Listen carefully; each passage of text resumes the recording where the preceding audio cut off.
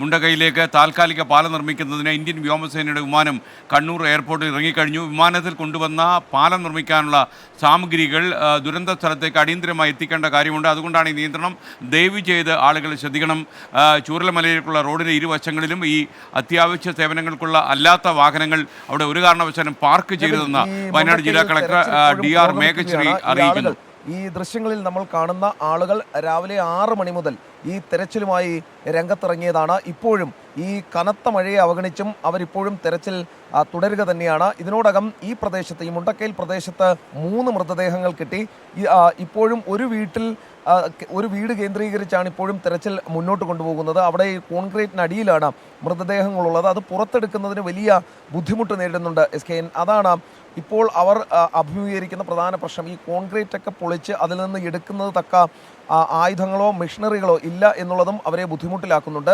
ഈ പുഞ്ചിരിമട്ടത്തേക്ക് പോവുകയാണ് എന്നുണ്ടെങ്കിൽ അവിടെ ഈ ഘട്ടത്തിൽ ഒരു തരത്തിലുള്ള പരിപാടിയും നടക്കാൻ പോകുന്നില്ല.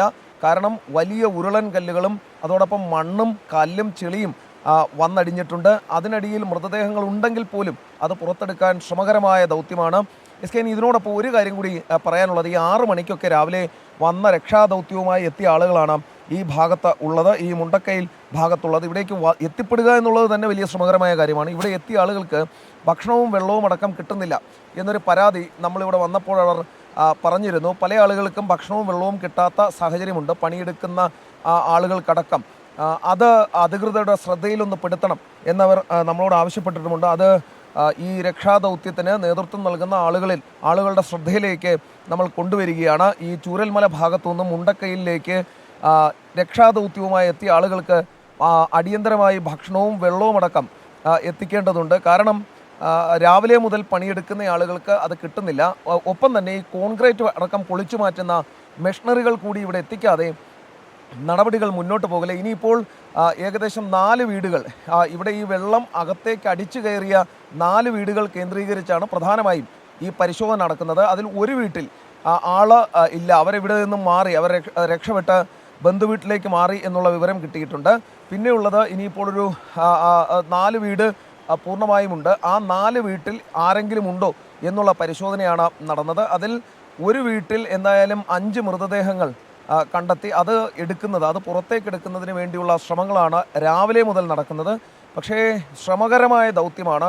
അവിടെ വാഹനങ്ങളുണ്ടായിരുന്നു, അതോടൊപ്പം തന്നെ അതിൻ്റെ മേൽക്കൂരയടക്കം മാറ്റണമായിരുന്നു, കോൺക്രീറ്റ് വെട്ടിപ്പൊളിക്കണമായിരുന്നു. അത് കൂടത്തിന് അടിച്ചു പൊട്ടിച്ചാണ് ഇപ്പോൾ അകത്തേക്കിറങ്ങി ഈ മൃതദേഹം ഓരോന്നായി പുറത്തെടുക്കാൻ സാധിക്കുന്നത്. അതിൻ്റെ തൊട്ടപ്പുറത്തൊരു 2 നില വീട്, അതിൻ്റെ മുകൾ ഭാഗത്ത് ഒരു നില മുഴുവൻ മണ്ണും കല്ലും ചെളിയും കയറി നിറഞ്ഞു.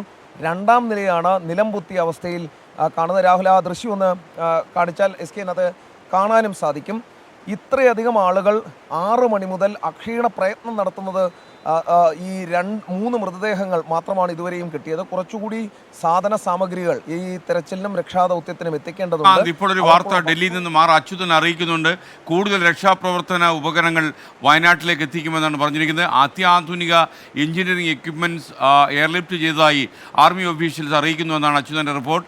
പാലം നിർമ്മാണത്തിന് പുറമെ സാമഗ്രികൾ കൂടി എയർലിഫ്റ്റ് ചെയ്തു കഴിഞ്ഞു. അത് എത്രയും പെട്ടെന്ന് തന്നെ വയനാട്ടിൽ എത്തിച്ചേരുമെന്നാണ് നമുക്ക് അറിയാൻ കഴിയുന്നത്. താങ്കൾക്ക് തുടരാം ശ്രീകാന്ത്. വളരെ അങ്ങനെ സൈന്യത്തിൻ്റെ ഭാഗത്തുനിന്ന് അത്തരത്തിൽ അറിയിപ്പ് വന്നിട്ടുണ്ടെങ്കിൽ അത് വളരെ നല്ല കാര്യമാണ്. കാരണം ഈ പശ്ചാത്തലത്തിൽ അത് എത്രത്തോളം ഗുണകരമാകും എന്നുള്ളത് പറഞ്ഞറിയിക്കാൻ കഴിയില്ല. കാരണം ഈ മേഖലയിൽ കനത്ത മഴയും വെള്ളപ്പൊക്കവുമാണ്. ഈ കനത്ത മഴയും വെള്ളപ്പൊക്കവും ഒക്കെയുള്ള ഭാഗത്ത്, ഈ വെള്ളക്കെട്ടുമൊക്കെയുള്ള ഭാഗത്ത് ഈ രക്ഷാദൗത്യം നടത്തണമെങ്കിൽ സാധാരണഗതിയിലുള്ള ആയുധങ്ങൾ കൊണ്ടൊന്നും സാധിക്കില്ല. അതിന് ഹെവി മെഷീനറി തന്നെ വേണം. അതിങ്ങോട്ടേക്ക് കൊണ്ടുവന്നാൽ കുറച്ചുകൂടി വേഗത്തിൽ, ഒരു 4-5 വീടുകൾ മാത്രമാണ് ഈ മേഖലയിൽ തെരച്ചിലിനുള്ളത്. കാരണം വെള്ളം കയറിയ വീടുകൾ അതാണ്. കുറച്ച് മുകളിലേക്ക് പോവുകയാണെങ്കിൽ, ഈ പുഞ്ചിരിമട്ടത്തേക്കൊക്കെ പോവുകയാണെങ്കിൽ പൂർണ്ണമായും വീട് എടുത്തുകൊണ്ട് പോയിരിക്കുകയാണ്. അടിത്തറ മാത്രമാണ് ചില സ്ഥലങ്ങളിലുള്ളത്. ചില സ്ഥലങ്ങളിൽ അതുപോലും ഇല്ലാത്ത അവസ്ഥയുണ്ട്. അവിടെയൊക്കെ തന്നെ മൃതദേഹങ്ങൾ കിട്ടിയത് ഈ ഇപ്പോൾ രൂപപ്പെട്ട പുഴയോട് ചേർന്ന് അതിൻ്റെ തീരത്തായാണ് ഇപ്പോൾ ഈ മൃതദേഹങ്ങൾ കിട്ടുകയുണ്ടായത്. ആ ഭാഗത്തൊക്കെ അത്ര ശക്തിയിലാണ് ആ സ്ഥലത്തൊക്കെ വന്നത്. അവിടെ വീടുകൾ എന്ന് പറയത്തക്ക കാര്യങ്ങൾ വളരെ കുറവാണ് ഇപ്പോഴുള്ളത്. വീടുകൾ ഉണ്ടായിരുന്ന ഭാഗത്തെല്ലാം വാഷ് ഔട്ട് ചെയ്തു പോയി എന്ന് പറയുന്നതായിരിക്കും ശരി. ഇനി ആ ഭാഗത്തൊക്കെ തെരച്ചിൽ നടക്കണമെങ്കിൽ ആ ഭാഗത്തൊക്കെ കൃത്യമായി എന്തെങ്കിലും തരത്തിലുള്ള അന്വേഷണം നടക്കണമെങ്കിൽ ആ പാറകളെല്ലാം തന്നെ അവിടെ നിന്നും പൊട്ടിച്ചു മാറ്റണം. ആ മണ്ണിനടിയിൽ പിന്നീട് വേണം ആളുകളൊക്കെ ഉണ്ടോ എന്നറിയാൻ. എസ്കേൻ, അതൊക്കെ എത്രത്തോളം പ്രായോഗികമാണ് എന്നുള്ളത് സംശയമാണ്. ഞാൻ ആ ഭാഗത്ത് പോയി തിരികെ വന്നതാണ്. ഇപ്പോഴവിടെ മഴ പെയ്യുന്നത് കൊണ്ടും വെള്ളം കുത്തിയൊലിച്ച് വരുന്നത് കൊണ്ടും അവിടെ നിൽക്കാൻ കഴിയാത്ത അവസ്ഥയുണ്ട്. അവിടെ നിൽക്കരുത്, അത് അപകടമാണ് എന്ന് പറഞ്ഞതുകൊണ്ട് മാത്രം നമ്മൾ വന്നതാണ്. ആ പ്രദേശത്ത് രക്ഷാദൗത്യം ദുഷ്കരമാണ് എസ്കേൻ. എന്തായാലും ഒരാഴ്ചയോ രണ്ടാഴ്ചയോ ഒക്കെ എടുക്കും അവിടേക്ക് ഈ വാഹനങ്ങളൊക്കെ എത്തിച്ച് ഹെവി മെഷീനറിയൊക്കെ എത്തിച്ച് അവിടെ നിന്നും പാറകൾ പൊട്ടിച്ചു മാറ്റി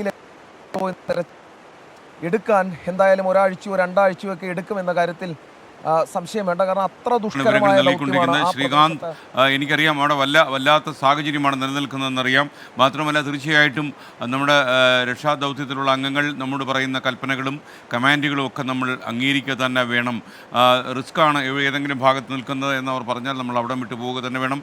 എല്ലാ റിപ്പോർട്ടേഴ്സും ഇക്കാര്യം ശ്രദ്ധിക്കുമെന്നാണ് എൻ്റെ വിശ്വാസം. നമുക്ക് എന്തായാലും ഈ കൂടുതൽ ആയുധങ്ങളൊക്കെ തന്നെ ഈ ആർമി വിമാനം വഴി എത്തിക്കുമെന്നറിഞ്ഞത് ആശ്വാസകരമായ കാര്യമാണ്. മണ്ണിനടിയിൽപ്പെട്ടു പോയ ആളുകളെ കണ്ടെത്താൻ, പ്രത്യേകിച്ച് ഒരുപാട് കോൺക്രീറ്റ് പാളികളും തകർന്നുപോയ കെട്ടിടങ്ങളും അവശിഷ്ടങ്ങളും ഒക്കെ മണ്ണിൽ പൂഴ്ന്നു കിടക്കുന്നു എന്നതുകൊണ്ട് തന്നെ അതിൻ്റെ അടിയിൽപ്പെട്ടുപോയ ആളുകളെ കണ്ടെത്തണമെങ്കിൽ വലിയ ആയുധങ്ങൾ തന്നെ വേണം. ഈ ആയുധങ്ങളുടെ ക്ഷാമമാണിപ്പോൾ വയനാട്ടിൽ അനുഭവപ്പെടുന്നത്. എന്നാൽ ഇവിടെ കൂടുതൽ അന്വേഷണം നടത്തേണ്ടതുണ്ട്. കാരണം 227 പേരെ ഔദ്യോഗികമായി കാണാനില്ല എന്ന് റവന്യൂ വകുപ്പ് പറഞ്ഞെങ്കിലും 2 പേരുടെ മൃതദേഹം അതിനിടയിൽ കണ്ടെത്തി. അപ്പോൾ 225 ആളുകളെ കാണാനില്ല എന്നാണ് ഔദ്യോഗികമായ കണക്ക്. ഷഹദ് റഹ്മാൻ കൂടി നമുക്കൊപ്പം ചേരുന്നു. ഷഹദ്, പറയൂ, ഇതിനിടയിൽ ലോകസഭയിൽ ഒരു കാര്യം ജോൺ ബ്രിട്ടാസ് അവതരിപ്പിച്ചു. മാത്രമല്ല, ഇന്ത്യയിലുണ്ടായ ഉരുൾപൊട്ടലിൽ കഴിഞ്ഞ 5 കൊല്ലത്തിനിടയിൽ ഉണ്ടായ ഉരുൾപൊട്ടലിൽ ഏറ്റവും കൂടുതൽ ഉരുൾപൊട്ടൽ നടന്നത് കേരളത്തിലാണ് എന്ന് ജോൺ ബ്രിട്ടാസ് ലോക്സഭയിൽ പറഞ്ഞു. മാത്രമല്ല, പ്രളയകാലത്ത് നൽകിയ അരിയുടെ വില കേന്ദ്ര സർക്കാർ വാങ്ങിച്ചു. ഇത്തവണ അത് ഉണ്ടാകരുതെന്ന് കൂടി അദ്ദേഹം പറഞ്ഞു വയ്ക്കുന്നു രാജ്യസഭയിൽ.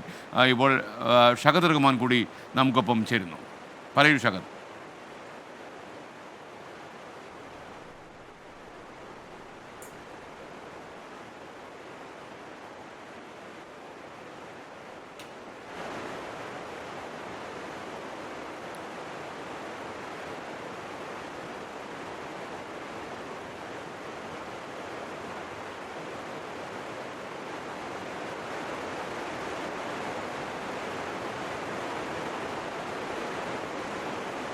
അറിയുന്ന പോലെ ദുരിതാശ്വാസ പ്രവർത്തനങ്ങളും രക്ഷാപ്രവർത്തനങ്ങളും പുരോഗമിക്കുകയാണ്.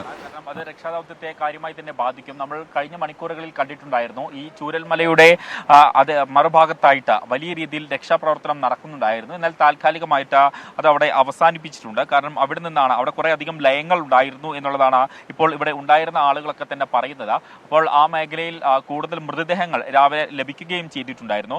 പക്ഷേ നിലവിൽ മഴ കൂടുതലായിട്ട് പെയ്യാൻ തുടങ്ങിയ പശ്ചാത്തലത്തിൽ നിലവിൽ അവിടെ താൽക്കാലികമായിട്ട്